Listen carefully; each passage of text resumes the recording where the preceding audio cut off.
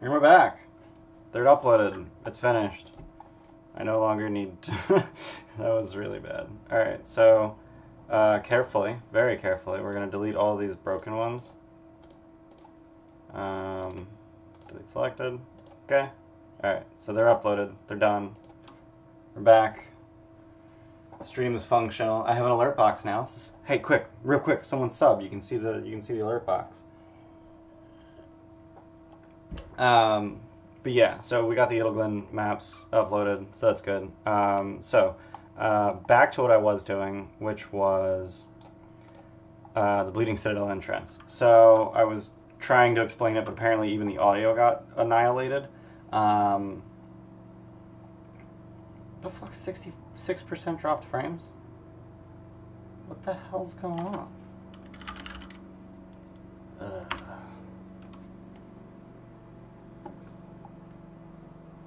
Processes. I don't want disk read, I want internet. I don't have network? Really? Whatever. Alright, it's running, maybe?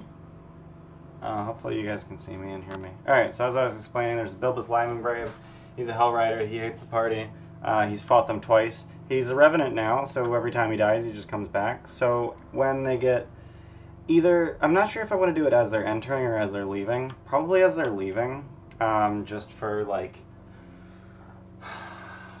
narrative something. Plus, it makes more sense for him to catch up to them as they're leaving rather than catching up to them as they're entering. Probably antivirus updating or something. So here's the thing, I'm on Linux, I don't have an antivirus. Linux is its own antivirus because Linux was made by smart people. So yeah, as they're leaving, they're going to run into Bilbus. I already figured out what the attack squad is going to look at, and I just got to grab tokens.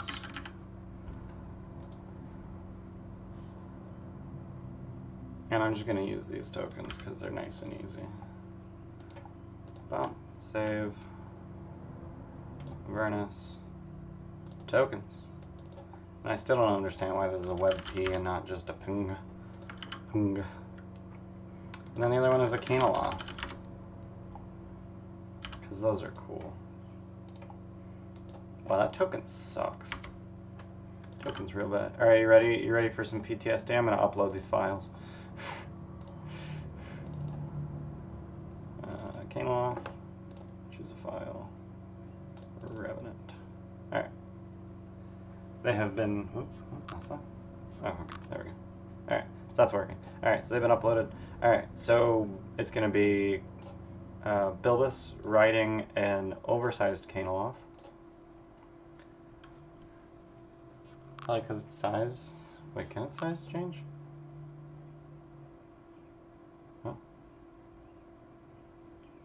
How do you get into an old Linux computer without a password?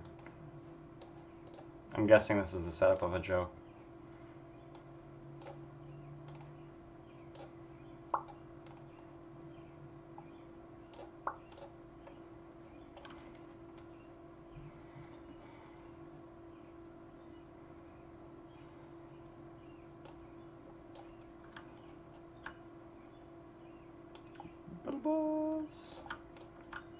We got Bilbus riding a Canoloth. Use a screwdriver. I mean, alright, so if you have physical access to a computer, it doesn't matter what kind of security they put on it. You can just pull the drive out and clone it, and then just look at all the data, unless it's encrypted, in which case, yeah, you need the password, but still. You don't need a $200,000 computer to crack a password, you just need a $5 pipe wrench. There's an XKCD. Oh, you legit need to get on a... okay. Easiest way, like I just said, you pull out the hard drive, plug it into a different computer, get access to the data. If you have another Linux computer, you can mount any hard drive. There are tutorials on the internet.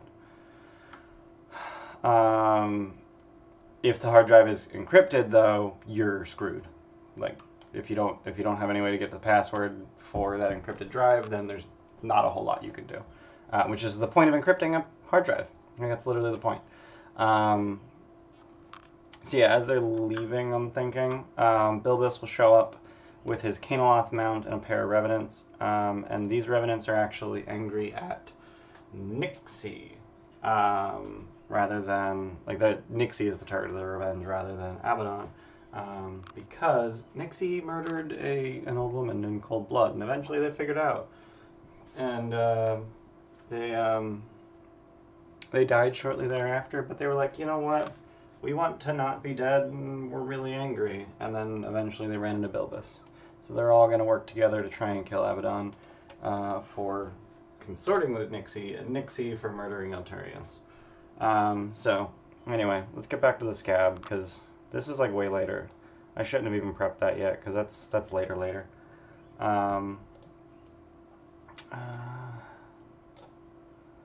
let's move Bleeding Citadel entrance after Idleglen. So we got side view of the scab. So here's what I want to do. I want to block off like this whole tunnel here. But I actually don't even need to do that. Essentially, like, I'm just gonna do here's what I'm gonna do. So let's reveal areas, just so I can see that color properly. We're gonna pick the color, grab that, and then we're going to polygon. Actually, you know what? Polygon, we're going to put this here, and then we're going to eyedropper here, and we're going to put that here. Alright, so now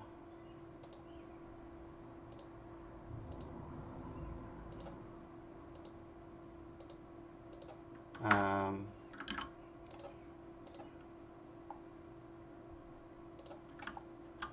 having a hard time selecting it, or so let's select this, move it a little bit, and then what I want to do is I want to make the lines extra large, and just like that wall just ceased to exist. And then I'm going to freehand.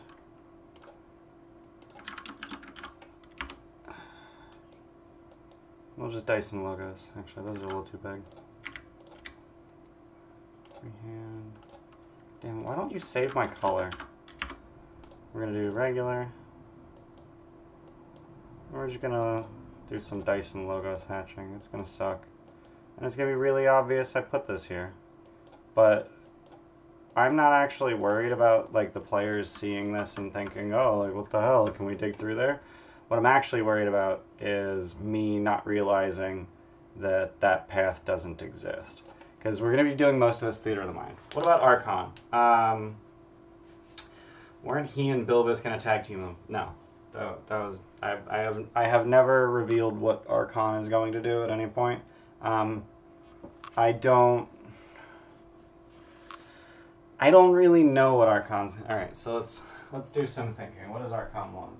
So Archon's mad that his tower was destroyed, but he's also not stupid enough to care about things. He cares about Krull, but that's not a big deal. He can just resurrect him. In fact, he probably already has at this point. I'm guessing Krull has access to the scrying spell. Nope, I want Krull. Krull. I mean, he's a clear. He can prep it tomorrow, even if it's not prepped today. I'm sure he has scrying, so like he can find out where they are. Archon has teleport, so they can literally do a scry and die. The question is that interesting? Is that fun? Does that serve the game, or does that serve sadistic DM wants to kill the players kinds of urges?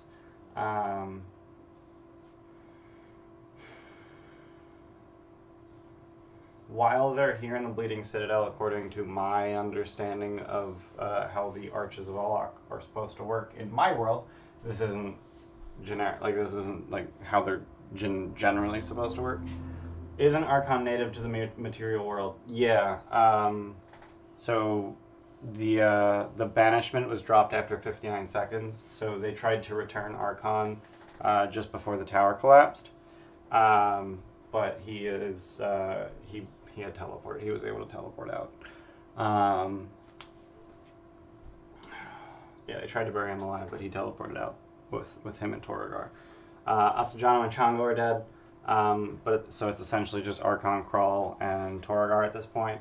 I think Tiamat would be pretty upset with him. So I doubt she's going to. She doesn't actually care about him as far as I'm concerned. She just sees him as a useful tool, and if he's going to be an asshole and go on a personal vendetta, she's not going to commit her resources to it. So it's literally just going to be Archon, Torrigar, and Crawl. He's not going to come with an army of Abishai. But my understanding is that since they're in this sort of like pocket dimension on Avernus, they don't. They can't just teleport in. The only way into here is through the. Would she be upset at the party for having her damn crown? I mean, yes, but not enough to care. Like, she literally sent some shitty Cult of the Dragon mooks to go get it. If she was really, really upset about that crown, she'd probably send some bigger, badder dudes. Because that's not, like, that's not the mask of the Dragon Queen, it's the crown of the Dragon Queen. The mask of the Dragon Queen is way more important. That's a legendary, arguably artifact item, and the crown is, I want to say it's like a rare. Let's see, what did I make it? My homebrew. Crown of the Dragon Queen. I made it rare. Yeah, it's rare. It's not anything worth sending an army after. So I'm blocking off this path because I don't like it. And that's literally just for me to remember. This is here. Don't. Oh no, objects and tokens layer. So I should move all these layer, map layer. All right. Yeah, I just want to make sure that's not on a token layer. And that's literally just, hey Ian, don't accidentally DM this area. So let's check out what these swarms of insects are. So S7, Trantilox's lair, hordes of hellish flies, swarms of insects, CR half. Here's what I'm going to do. Delete them. They're useless. They're CR half when players are supposed to be level 11. So I'm literally going to say there are swarms of insects. You kill them. So moving on. So let's check out this Fiendish Flesh Golem. So he's here, but he's not on the token layer. I want to say he's on the GM layer. Yeah, he's on the GM layer because he's currently inside an Iron Flask. Containing a Fiendish Flesh Golem for some reason. So that's fine. Soul Bag, Soul Coins, Heartstone. Yeah, let's check out what a Heartstone is. Heartstone allows her to become ethereal. Okay, only her. Why is it not in her possession? Was she dead? She's dead because they drowned her in S3. So they're just going to find this hag thing. They'll never find the hag because I just deleted S3 from existence. I deleted S3 and S4. But let's see if I want to delete S5. Food fight. 2 hungry Hezros fight over the devil. Alright, cool. So that's easy. That's an easy decision. Also, what is going on? Alright, so let's go to the map. Grab this. What? Oh, Jesus. This is phenomenal. Alright, so here's what I'm going to do. I'm going to move this to the GM layer for now. So you're going to grab this. We're going to copy it. And we're going to paste it. And then we're going to put it here.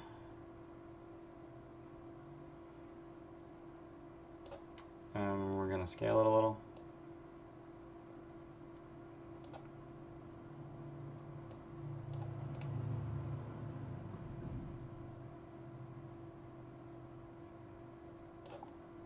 That works.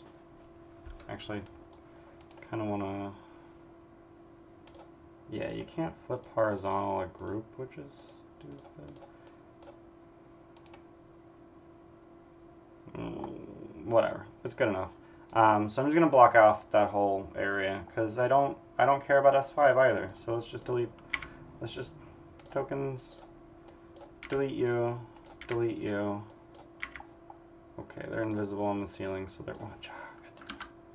Alright, so we're gonna move this back to the map layer. Roll 20 sucks. And we're gonna delete these guys. I have to go back to the token. Oh, they're. Oh, I just deleted the room number. Whatever.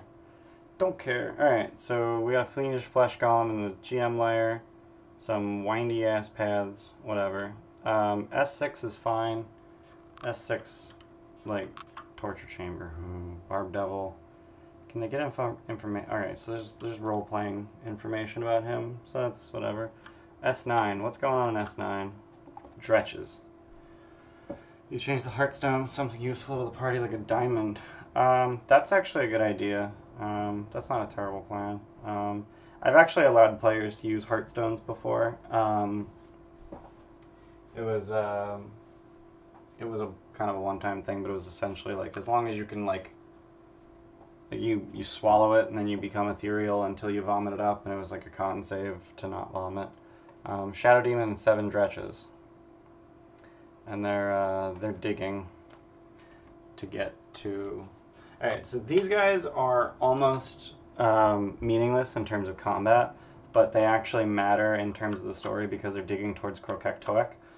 So that's something that we want to leave in, because I do want the players to know that Krokek-Toek exists. Like I want that information to actually be transmissible. I want them to be able to learn that. Yeah.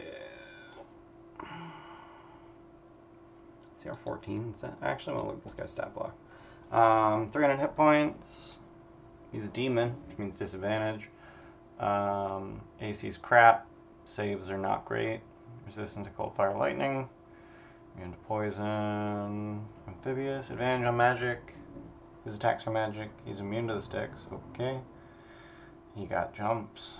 And he can bite for massive damage. But what's really important is that he can summon dudes. That's the big thing, is he can summon dudes.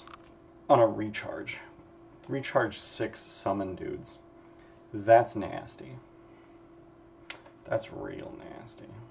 Trying to decide which of these summons is the most devastating, and I kind of want to say it's this 3d6 gnolls and a Fang of Yeenagu. Just because it's 3d6 fucking gnolls. 66 Dretches is meaningless because they have like a +2 to hit. Yeah, they have +2 to hit.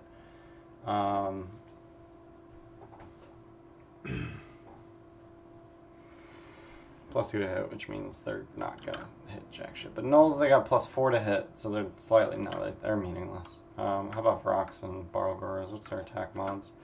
Vrox got a +6. That sucks. The spores and the screech are probably more important. The Barlgoras actually hit for +7. And they can cast invisibility. They can also reckless attack. So I think they don't have a lot of health though. Like that's one Abaddon crit. Vrock can actually survive an Abaddon crit. I think it might be the Vrox, but it's only D3 of them. So the thing is that the pile of gnolls is a huge amount of just health. 3d6 is apt to make 10 of them, so that's 220 health, and then a Fang of Yeenagu is another 65. So it's about 300 health. If I actually get 3 Vrox, that's 300 health, but I'm more likely to get 1 or 2. Like I'm not super likely to get 3. It's 1 and 3. Average would be 2, obviously. So it's about 200 health. And then the Barlgoras, it's even less, 2.5 on average. So it's about 180 health or so. 170-ish. I think it might be the gnolls. 66 Dretches. I think it might be the gnolls. I think that's the choice. I think the gnolls is the choice. So yeah, as long as they're here in the Bleeding Citadel, Archon can't get to them, and they know that. but alright. So Krokektoek is a thing, so I want to keep him. Statue of Yeenoghu, 3 Vrock, 6 Gnolls, dance around the statue, reveling in their evil madness. Vrocks are quick to use their spores. Alright, so here's the thing. I want one of these Vrocks to be Dwayne.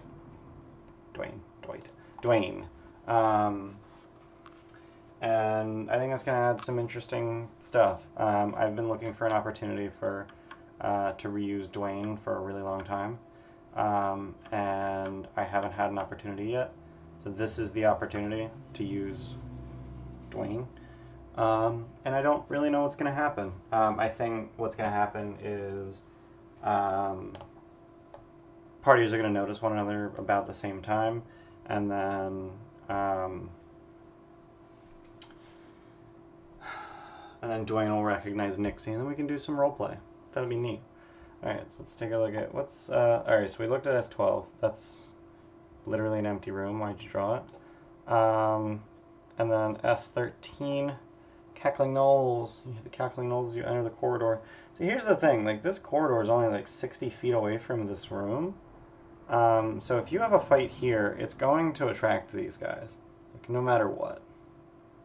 Yes, Dwayne the Vrock Johnson. That is exactly what the reference is, and the players all groaned mightily when they learned that his name was Dwayne. So, Trentalox A now Fesh. I'm still here. Nullfang and Yeenoghu with 100 hit points. Place a door in the way. I don't hate it. Yeah, I don't hate it. Let's add a... Yeah, I like membrane. Let's add a membrane. Extra large. It's this big, sound-dampening, gooey membrane. Damn. That's awesome. And that's in the wrong layer, so let's move it to the map layer. Bam. There's a gooey membrane in the way. It's a big old scab. So that'll dampen the sound. So unless they're particularly loud, it won't immediately attract attention. So bunch of Gnolls and a Fang Yeenoghu. Please tell me Gnolls have like bows. That would be useful. They do a bows. All right. So Targnar.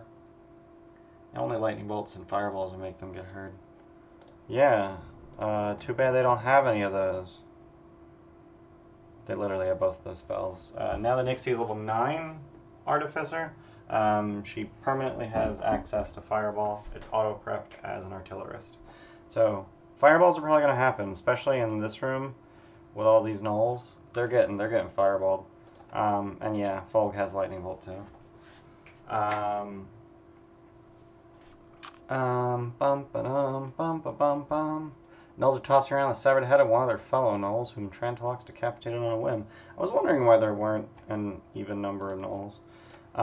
So that's kind of a throwaway fight, because that's just going to get AoE'd to nothing. And then we got Trentalox and now Feshni with 3 Bulizaos. I think they've seen Bulizaos before. Yeah, they definitely have. Also, why does D&D Beyond do this? Like, it's super blurry, and then I hover over it and I get good art. So he's yeah, there's A now Feshni, and if you make a reference to that video, I will ban you.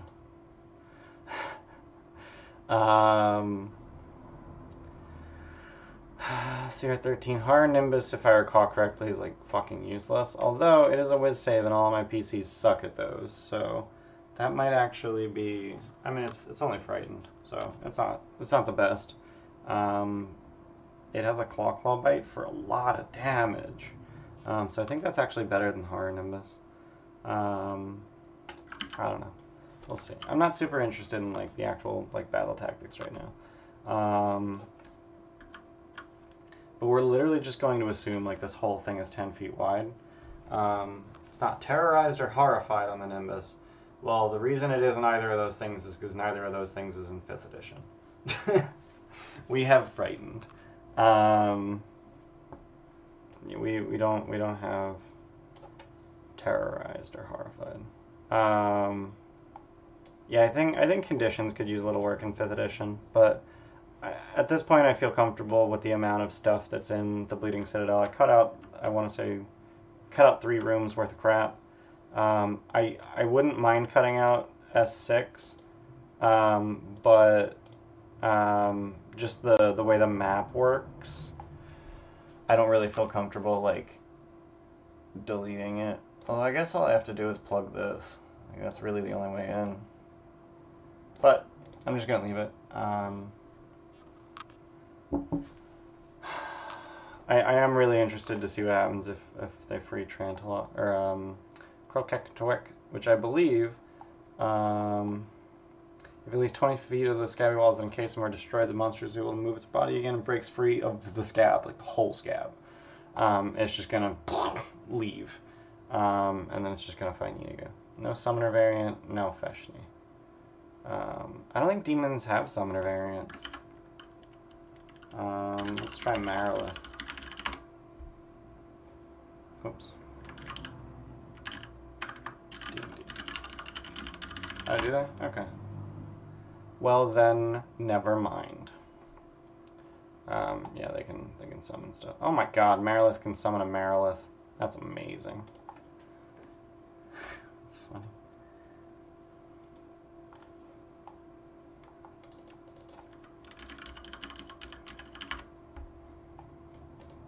Yeah, Lunaria lied. Summon Marilith cannot summon. It actually doesn't say that, I don't think. I don't think it said that. Nope, it does. Can't summon other demons. Alright. But yeah, obviously you can't just make infinite. It's also a 50% chance to succeed each time. So, critical path, like maximum speed getting to the very end. They have to go through here. They can't not. And then they can literally just go this way and then down over here, and then they're at the door. So minimum 2 fights. But if this is their first fight on this lowest level, they're going to attract this fight as well. And the gnolls will literally just park themselves on this cliff and just rain arrows at them while they're fighting. And that would suck for them. So minimum 2 fights on the way in, and exploration is going to be really weird and awkward and complicated. And I'm not even going to try to prep for it. I'm just going to rely on read aloud text and looking at the map and just trying to get into the characters' heads and just like look at, you know, oh, well, this is what you can see. So let's move on. We're going to move on to Idelglen. And I'm hoping against hope that, alright, so this is 15,000 by 9750. What are the odds this is the same size? My guess are 0. Yeah, I didn't think so. But what if I just scale everything down? Does that even work? So let's calculator. So 15,000 divided by 6930, and 9750 divided by 4550. It's very nearly the same ratio. So I am just going to scale my images down and then replace this map. That's fine. Actually, let me double check that these are actually like the same map and not completely different. No, these are completely different. These maps are entirely different. That's cool. Whatever. Who cares? So, so this needs to be, so 6930 divided by 3 is 2310, 4550 divided by, nope, 4550 divided by 2. So 2310 by 2275 is the size of each of these chunks. So let's throw south. Let's make sure I'm on the map layer, which I wasn't. Southwest. Advanced, set dimensions, 2310 by 2275. Drag this into the corner. Weep. Northwest. Advanced, set dimensions, 2310 by 2310 by 2275. Set. Drag it into the corner. This isn't working for some reason. Or is there... No, yeah, it's not working for some reason. Did I screw up? Set dimensions. 2275. Oh. This guy wasn't low enough.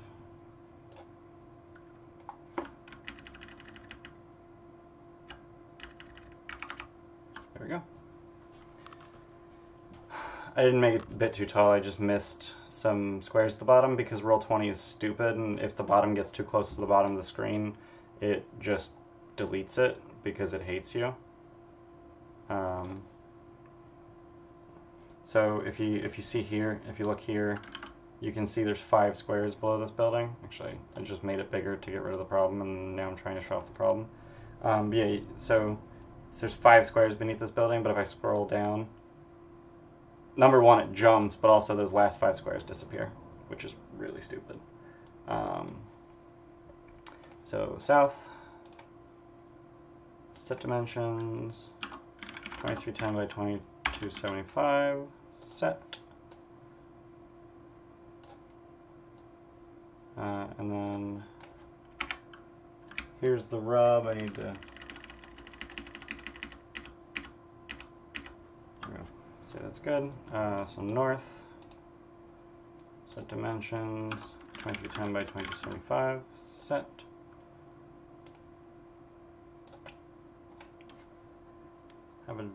Would you use for your in-person games, digital or printed map? So in person, I have a custom-made table with a dry erase sheet of plywood in the middle of the table that's just recessed, and then I draw in dry erase on the table, and then we use a shitload of miniatures. Very proud of it, and thoroughly upset that I don't get to... Ooh, don't want to upload. Let's not upload. Very proud of the table and very upset that I don't get to use it anymore.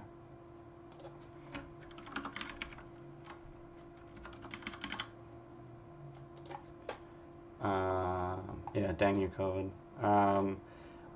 We actually almost we were a little slow on the uptake on starting social distancing with our friend group. But the main reason we started is because one of our players for Avernus was a nurse, and we're not super cool with exposing ourselves to that level of risk. And then another one of our players is a warehouse worker, so once again, not super okay with exposing ourselves to that level of risk. Alright, so I got an Idleglen map, so that's real cool. Thank you, Pogs. Thank you for providing this really cool map. So now all I gotta do is just figure out how the fuck this scenario works, because I literally have no idea.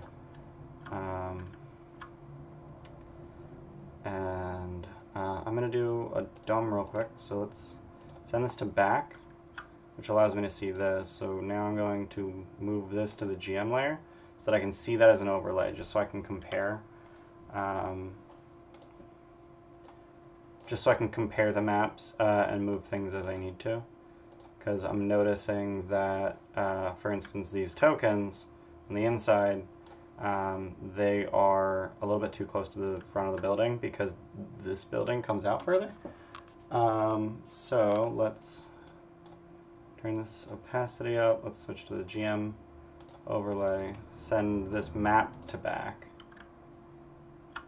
Actually, I'm going to just send it to the map layer. I think it's in the back on the map layer, whatever. Alright, so these guys are inside this church area. I'm just going to move them back a little bit. You can stay here. No, you will here. So let's make the GM overlay a little bit more. Alright. And now I'm guessing that all of these things in the GM overlay, because like all of these tokens, or most of these tokens look like they're on the GM overlay. I'm guessing these are for later waves. And then there's one thing that I really, really absolutely need to do, and that is get rid of this Zariel token and replace it with an Azuriel token, because I'm doing that stupid thing, which I thoroughly regret. I I don't think I ever uploaded the Israel token. Tokens. Yeah, I don't think I ever uploaded it. Let's just toss it right in. God, seriously? Seriously, Roll20?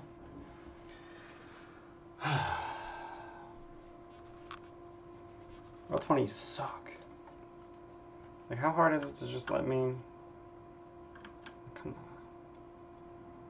Come on.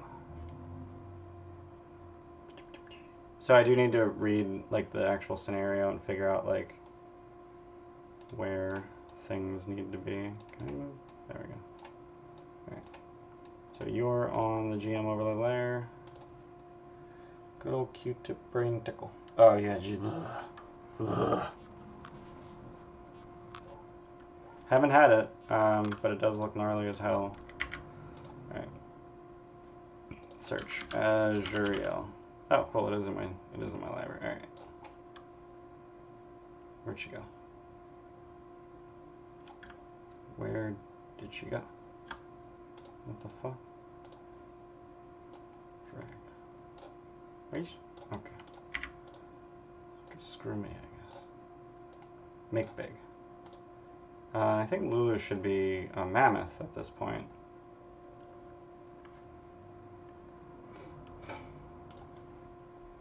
Shouldn't be transparent. Bam. Solid. Alright. Yeah, Lulu should be huge with way more hit points because she's a mammoth.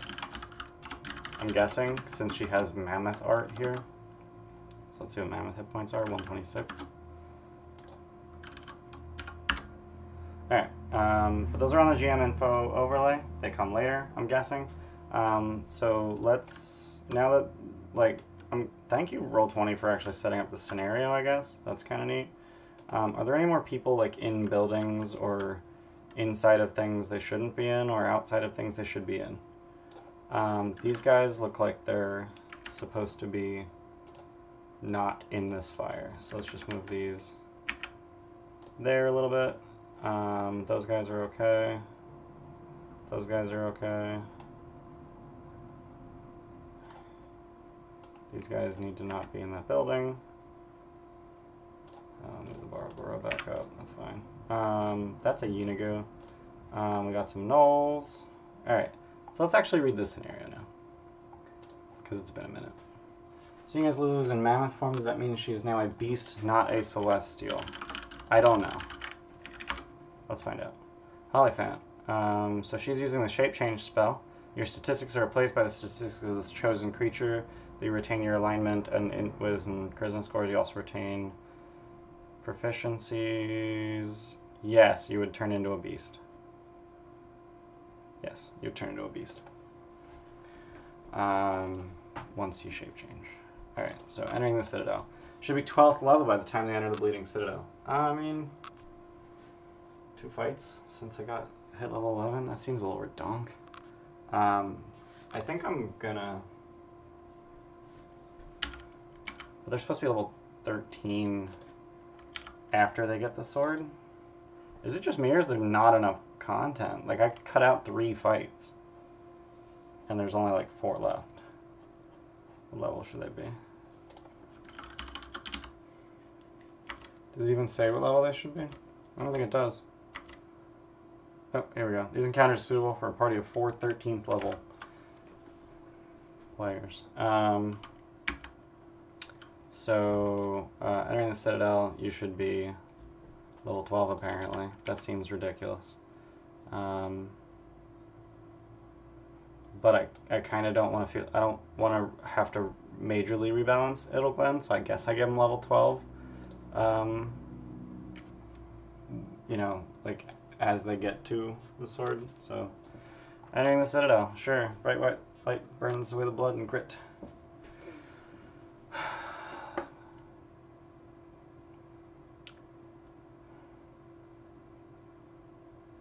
Kind of want to kill Lulu, like, in the next 2 minutes. Could I send them? I could send them on a bit of a detour to fetch blanket. I could do that. Could do that. Gain the benefits of a long rest. Neat. Falls removed. Abjuration evocation. Neat. Carvings in the Deus, read in Celestial. The hero becomes one with this blade, exists no longer. Neat. Yeah, Raymond Nicole, I actually skipped underneath the villa by adding more story in Baldur's Gate. So essentially what I did was Vanthampur actually manipulated the players into helping her win the election by playing up fears that the Flaming Fist was going to turn the city into a totalitarian state, which is probably accurate, all things considered. So my players helped her win, and as soon as she was... And her... the other thing that she convinced them was that she was planning on using Gargouth to sell the gate known as Baldur's Gate to Zariel in return for Elturel. And like they bought that and they were like, that sounds like a really good idea, and Gargouth is a big deal and he could probably actually make that deal with Zariel because he's charismatic or whatever. Because like she explained like who Gargouth was, and then so they helped her get elected to Grand Duke, and then as soon as she did, she led the party in a prayer that sold their souls, or not the party, the city, a prayer that sold their souls to Zariel, and then she sold the city.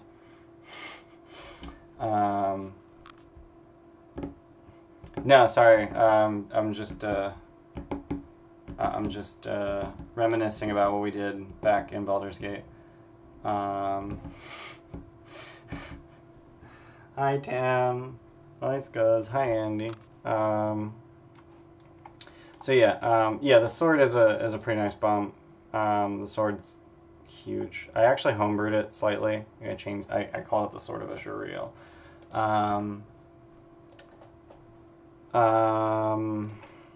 Raymond Nicole, I don't know if you're on our Discord, but if you're on our Discord, I'm sure if you asked, someone would link to like that section. It was really funny because, yeah, the spike dropping explosion too early. I did that. Yeah. Why am I on YouTube? Oh, right, my channel. Like, why am I on YouTube? Dungeon of the Dead 3. Yeah, it was episode 7. Somewhere in here was... Welcome to the... Yeah, I don't hear myself. Where it's alleys and... Yeah. It's somewhere in episode 7 was...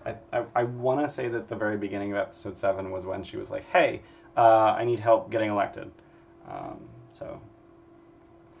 But, yeah, if you're already in the basement of the villa, it might not be enough time to do that. It goes to Yale, appears. Translucent woman, thin scar, cheek.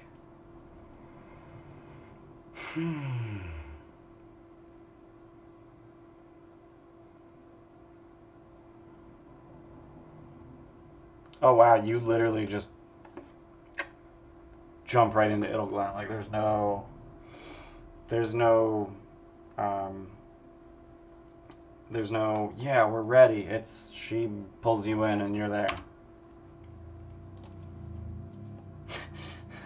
Don't chat in this. That's fine. You know, lurking is a reasonable way to interact with Discords. So, Idelglen history. Yeah, I don't... Yeah, you get your ass yoinked.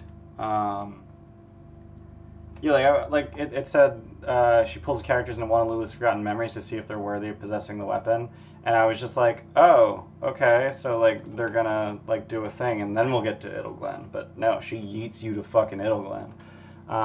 So threatened by Null tribes, Sondor Brightstar, cleric of Lathander, led the people in prayer to his god for aid. Lathander was moved by their bravery and sent the angel. I keep saying Azuriel's Torm, haven't I? I don't remember if it was Lathander or Torm. Moving forward, I'm going to start saying Lathander, regardless of what I used to say. Generations later, they returned with demons and Yeenagu himself. Hell Riders came, but not before the town was mostly destroyed. Cool. Borders. Confined to the map. Beyond the edges, everything is engulfed in smoky haze. Yeah, it makes more sense for her to be a Lathander, especially with Gideon being the like overseer of Lathander. Lathander makes way more sense. I'll just stick with Torm. At this point, I don't think it matters. And also, Abaddon worships Torm, so I'll just stick with Torm. That's fine. Characters who fly or levitate to an altitude 120 feet of fire find themselves in golden, similar smoky haze. Start the turn, Wiz Saver, Psychic. Alright, so it's very turn the fuck back. Alright, that's cool. Players don't know the difference. They generally don't. Just don't say that to Chris. He spent an entire campaign worshiping the Thunder, and I think he would be upset. His whole thing was Lathander. Like, you harped on it. So he knows the difference. Homes, businesses that have been set ablaze, then why don't you have fire on the map? You suck. I have fire on the map. Thanks, Pogs. Supplies have been taken. Each building is 1 or 2 stories tall, 10 feet per story. Interior, 9-foot high ceilings, 8-foot high doorways. That's a tall doorway. Climb the outside without equipment, 15 athletics. Con save versus fire, save for half. Each tree is 1d6 plus 10 feet tall and on fire. Neat. Nobility check required to climb. Burning tree. Logos wants you to use your imagination. Yeah, but these buildings don't even look like they're on fire. They just look like buildings. Like, come on. Even this building's on fire. There's a lot of people in there. I really hope there's an explanation. Alright, okay. Character death. As real. They can die here. Seriously? Okay. They look slightly smoking. I don't know if I agree with that. It just looks like chunky. I think what you think is smoke is actually a tree. They can die dead. Like dead. That's fine. Nixie just got Revivify. Oh, Zariel can... Okay. So we got Idle Road, only paved street. Cool. 30-foot tall statue.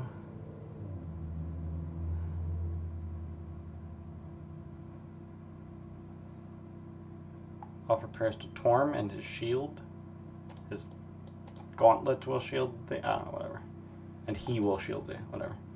It's a 3-people party. Yeah. Gargantuan object, buttload of hit points. Oh, cool, it does damage to fiends. So, here's what I'm going to do. I am going to... So I have this super useful thing. Invis Pixel! Oops, I'm the wrong way.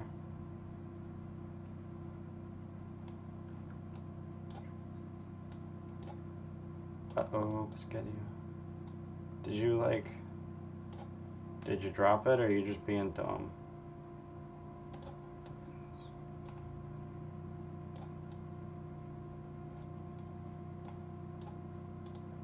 I don't know what I did to deserve Roll20 acting like this.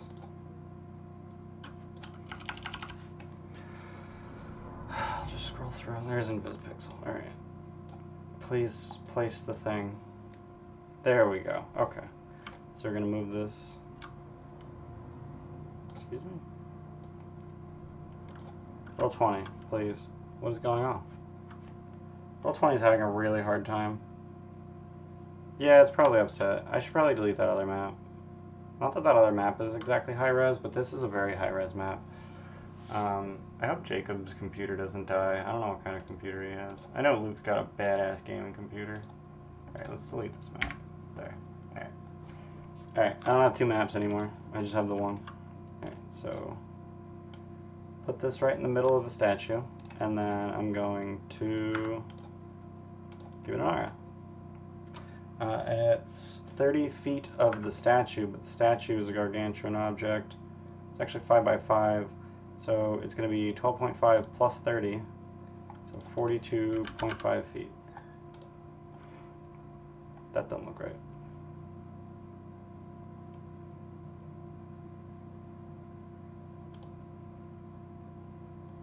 That don't look right. Huh? Why are you so tiny? Does that look right? 5, 10, 15, 20, 25, 30. Yeah, why does that look right? I'm thoroughly confused. But that's the R. Cool. Kernel will just eat all the RAM, make the motherboards melt. I don't know why Roll20 is having such a hard time now. The box is a 2x2. So this is... That's a 2x2?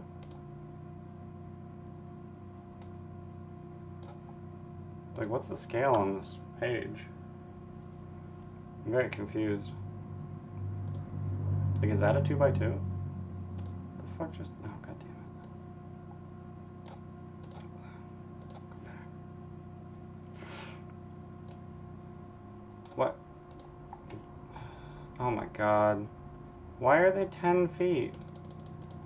We're doing 5 feet. Oh, because this map is 10 feet, and they didn't feel like scaling it. Assholes. Okay, so...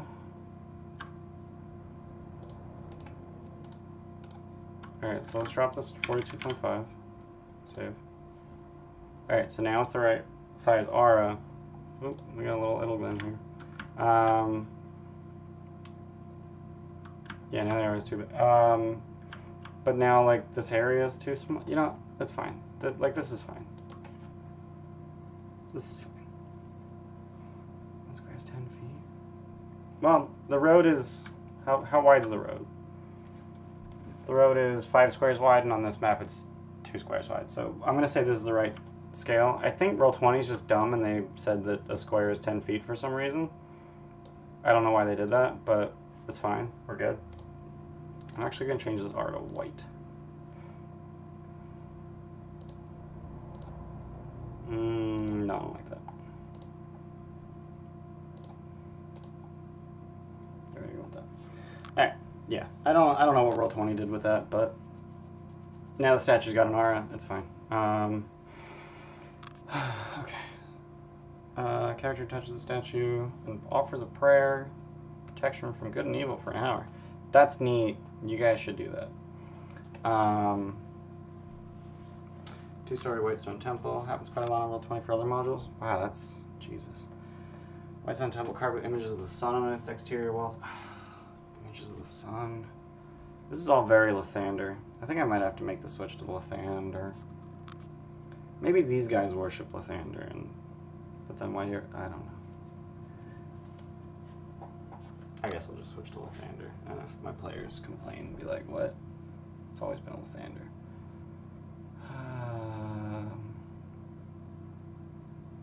Congregation of townsfolk. Dodge. Oak double door. Doesn't tell me the door's hit points, because screw you. Tells me the Windows hit points.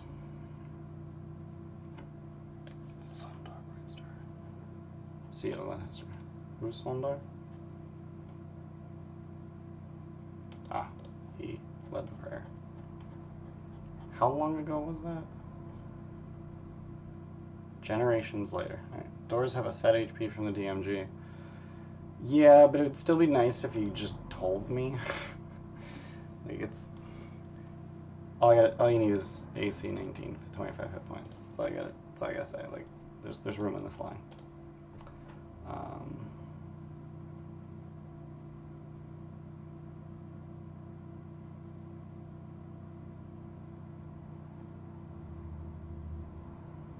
Gotta use brain. Yeah.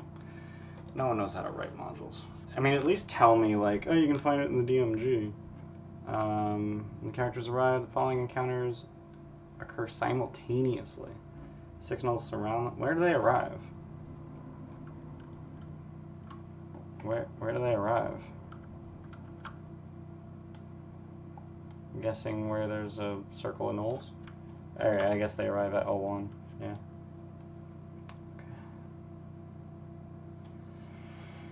Okay. Alright, so they arrive here. And then they get attacked. 6 stretches, claw, and an overturned cart covering There's no cart on the map though. So, here's an overturned cart, but it's on fire. Yeah, Yeenagu is coming later, I'm assuming. I'm assuming that's why things are hidden. Like, the Hezro, the giant hyena. Alright, so Hezro's on the door. Giant hyena is attacking a Mastiff. That Mastiff has like 5 hit points. This thing's gonna die instantly. Yeah, that's... Jesus.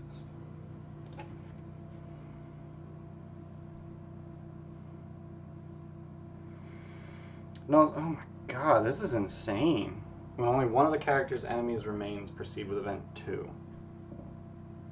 Chorus screams rise up as people, sheep, and pigs scamper through the town, chased by a demon with the lower body of a great serpent and upper body of a 6-armed gnoll, clutching a wicked sword in each of its clawed hands. I really wish I could see this gnoll Marilith. Wait. This is huge. Like, now when it says when only one of their enemies remains, I'm guessing it's like one of these groups, which will probably be the Hezro if they're just making their way west to east. Also, it's a good thing Nixie has 55 feet speed, because like this is huge. Like they start here and they need to get all the way over here 380 feet away. That's redonk. I think that's bigger than it's supposed to be. Let's see. Can you? Thank you. Oh jeez, it's big. All right, so we got 1, 2, 3, 4, 5, 6, 7, 8, 9, 10, 11, 12, 13, 14, 15, 16, 17, 18, 19, 20, 21, 22, 23, 24, 25, 26, 27, 28, 29, 30, 31, 32, 33, 34, 35, 36, 37, 38. So, no, okay, so we got the right scale. We have the correct scale now. All right, so this, yeah, 380 feet to get to that Hezro who's banging on the door, and the Hezro banging on the door is exactly why we need... Oh, okay, it's not trying to destroy it, it's just trying to rip it open. But it says it's a DC 22 check, and then it says he succeeds in a DC 20. So that's kind of stupid. Begins attacking the people inside on its next turn. If they attack the Hezro or it kills all the creatures in the temple, it turns its attention towards characters. Alright. It's pushing instead of pulling. Yeah, no, I'm just gonna go with 22. Like, what is that? What is his athletics? That's not how bonuses work. So he's got +4. So that's literally why. They don't want him to have to roll an 18. They want him to have to roll a 16. They want to double the odds of him breaking it down. So I guess I'll just use the 20. It's a 1 in 5, and he might just get in and start murdering the shit out of people. That might be a thing that happens. And then the Marilith shows up, and then when he leaves or dies, proceed with event 3, and then 5 guards wielding spears advance from the north. It's these guys. They have names. Their armor is covered in ichor. They're mad, and they attack. If you kill them, Lulu's mind punishes you. And oh my god, you have to dispel them, greater rest, or remove curse. We don't... Yeah, let me just use 5th level spells. What the fuck? Wow. That's almost guaranteed to fuck you up. Like, my players don't have any of these spells. So they're just gonna have to kill them. They're just gonna have to kill them. They don't have a choice. Woman's voice enters your mind. Nice work, take a break. You've got an hour before the really bad stuff happens. Alright, so they get a short rest. Explore the town, extinguish fires. This fight does seem really awesome. I'm also thinking we might not get to this fight tomorrow, but I want to prep it just in case we have to start it. Give him some potions or something. That might not be a bad idea. I don't think there's any way, like, I don't think there's potions that can do this shit, though.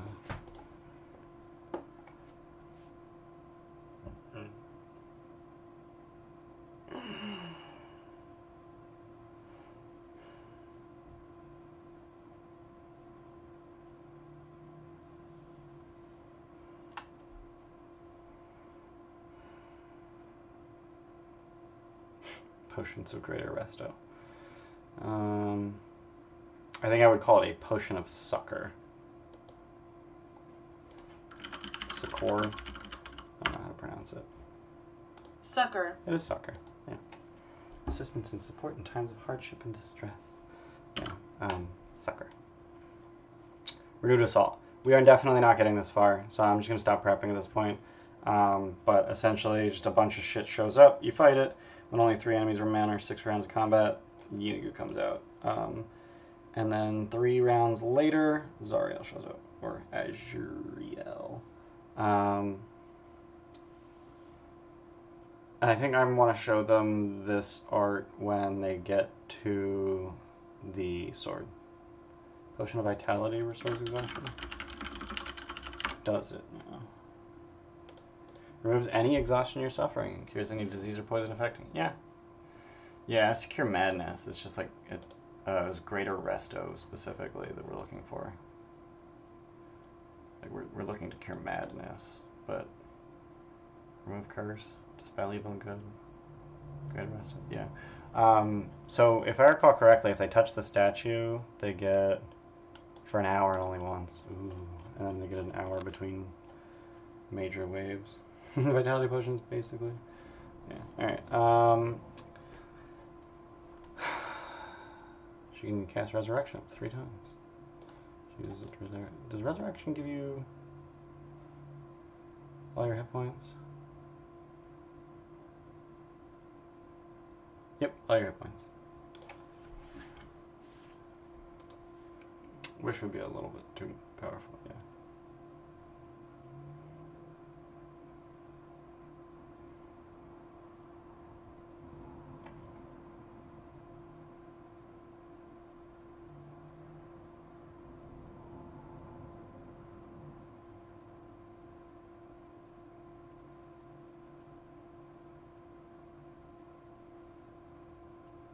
Okay.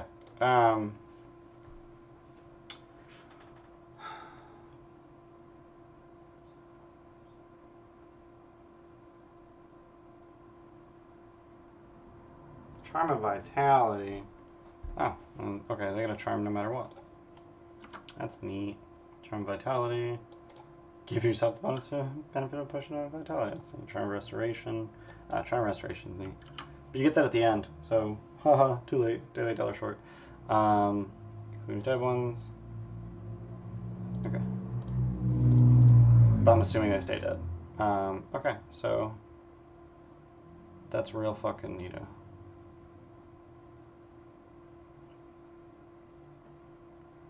Alrighty, I think I'm prepped for tomorrow. There's not going to be any Archon incursions currently. Side view of the scab is going to be actually like side-scrolling combat if we do get to or when we get to combat in the scab. But for the most part, it's going to be Theater of the Mind.